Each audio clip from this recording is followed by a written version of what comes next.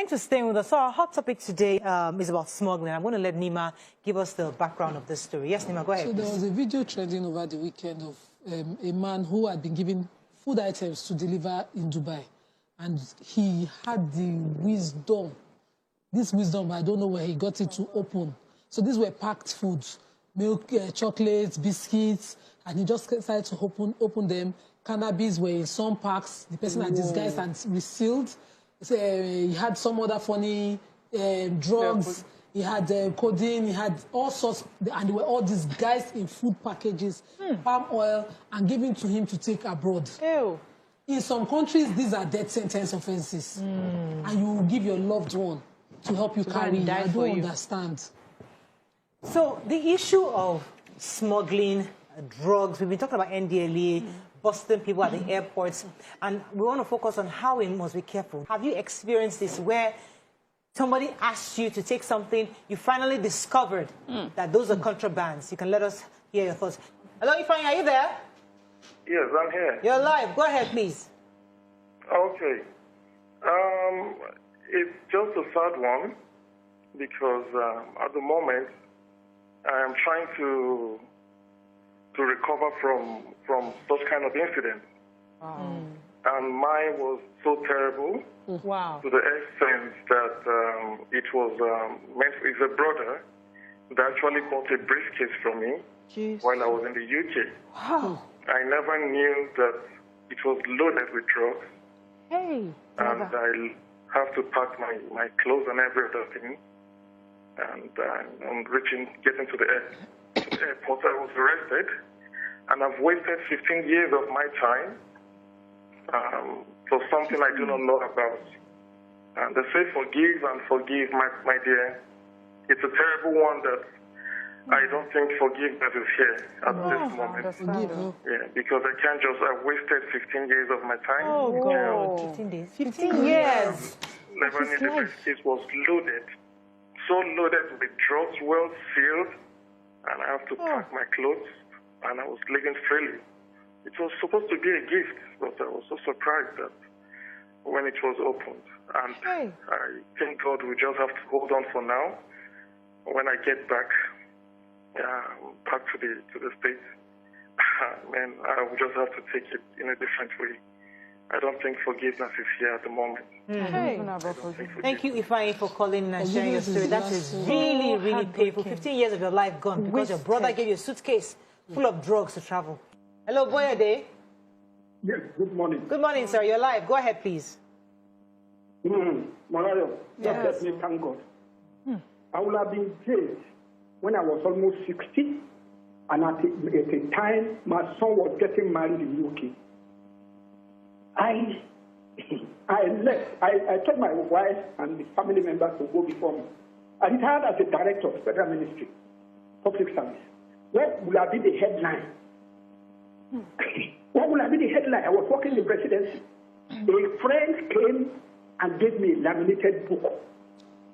And I did not know, in my innocence. Laminated book. I collected this since it was a book.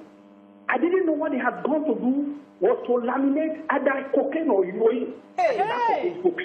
There's no hiding place for this. And I collected. But you know, I am a child of God.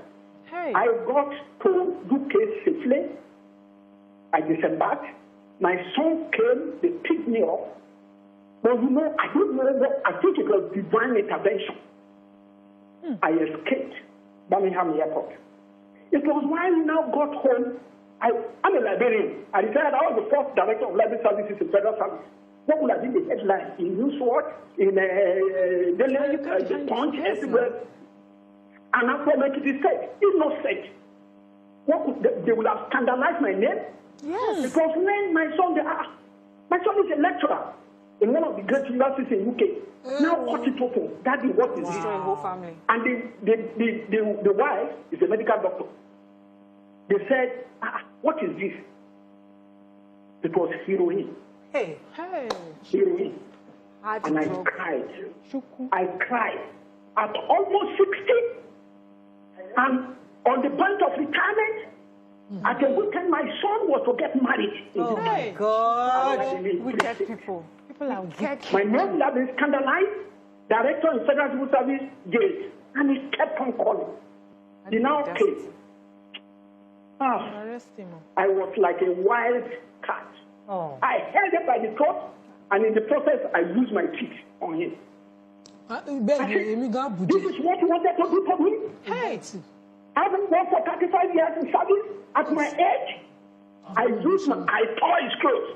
Good. He was begging. Then phone call. He was begging. And I told him, he said, Pastor. He was begging. You know, the Bible tells us, flee away from every appearance of evil.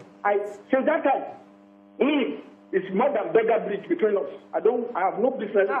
I praise God on your behalf. I mean, thank you for sharing. I come to my son's house and see that something. I gave it to him. And it was the third day after the wedding. I gave it to him and I told him, my son, never ever should I see you with him. Good morning there. Are you there? Damola? Yes, I am. Good morning. You're live. Go ahead, please.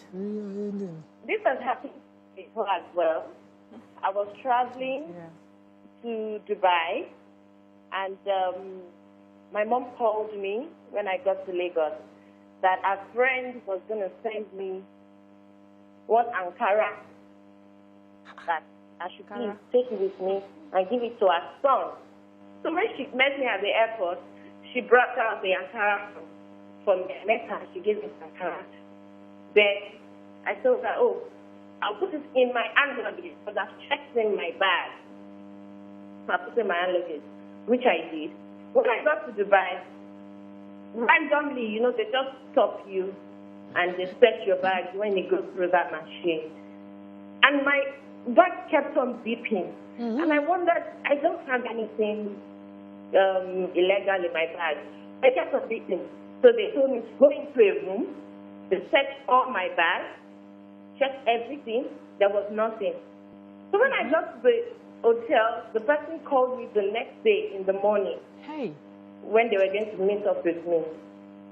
And now brought out the Ankara, because they scattered my bag.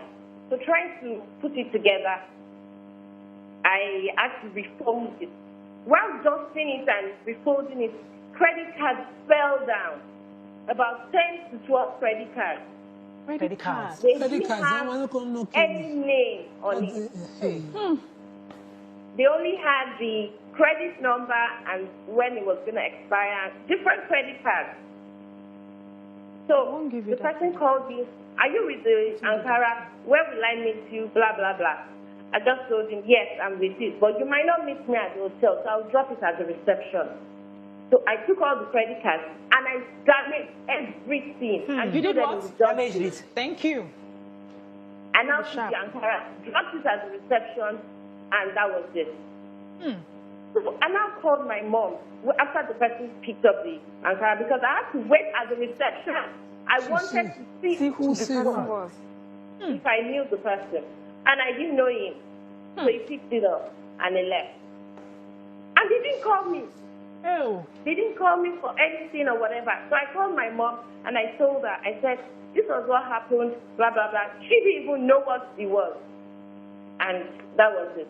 Okay. So when I got back to Nigeria, the woman now called me that my son came to pick up the Ankara, but she left some papers on drawings on how she wanted the designs to blah, blah. And I don't know. I don't know anything about it. I just packed it, and that was how I gave it to her. And she didn't tell me, and she said, okay, no problem, thank you very much. So the woman was in the know. Yes. Hey. People did not go to her house. Hey, and arrange her. I hope Nigerians are hearing all these stories. See, in this life, if you don't know how to set boundaries, go and learn it. If you don't know how to say no, go and learn it. If you need to be coached to say no to certain people and even everybody, please, for your self-preservation, I will coach you for free. Go and learn it. There is nobody that you can have that you can't say no to. It's a problem. It becomes a problem because when you're considering what family say, they'll say I'm wicked, they'll say I'm selfish. And so, why are you bothered about what they will say? What works for you, works for you. Me, I will never take anything for anybody. Ship it.